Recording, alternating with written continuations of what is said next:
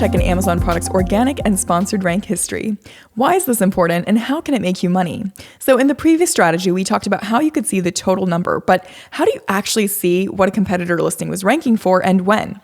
Let's take the example of the beach ball from before. If I'm going to launch a beach ball in July of next year, or maybe I'll launch it in spring, with the main focus going to be in June, July, and August, well, in December, I can't really do keyword research on this product and know what the best keywords are, right?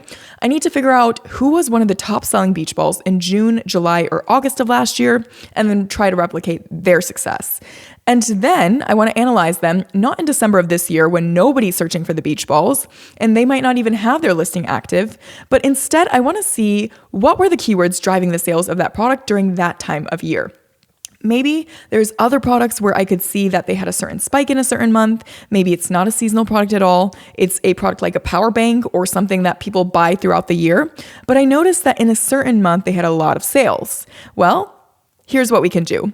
I want to compare what keywords and where they were ranking for in the month before their sales went up, and then compare it to the month where their sales went up and which keywords increased in rank, organic, and sponsored. Guess what? That is the reason why their sales went up. I can literally tie a sales increase, at least part of their sales increase, to exact keywords so that now I know for my product which keywords I want to focus on, of which potentially could increase my sales. How? Let's go ahead and jump into it. Taking a look at this coffin shelf here, there was a spike in sales in November of 2022. What I'm going to do is go in, click historical trend, and then I'm going to find the month where they had the most amount of sales. Now, before I even do that, I might go into the previous month and have that Cerebro open in another window, so I can see where they were ranked on a quote, unquote, neutral month. But let me show you. I just click on this exact date here of November 2022, and then I'm going to apply filters. And now this is like taking a time machine because it's going to show me the Cerebro as if I were doing this in November of 2022. That's where it is showing now. So from there, I can go ahead and use Helium-10 filters and say, hey, show me the keywords that had at least 300 search volume during October of 2022. Where were they ranked between positions 1 and 20? And now all of a sudden, I can see the exact keywords that they were probably getting a lot of sales from. And then again, what I'm going to do is if I were going to try to see a spike in sales to decipher which keywords had the focus, I could take one of these months where their sales went down and then compare keyword by keyword, which one had a big increase or which one had a jump to the top of page 1, leading me to know exactly why they had that spiking sales.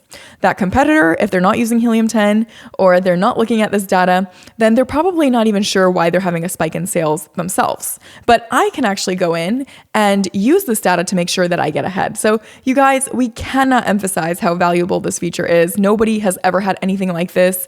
So it's super, super important. And that can really get you ahead looking at either spikes in sales or the opposite, valleys in sales.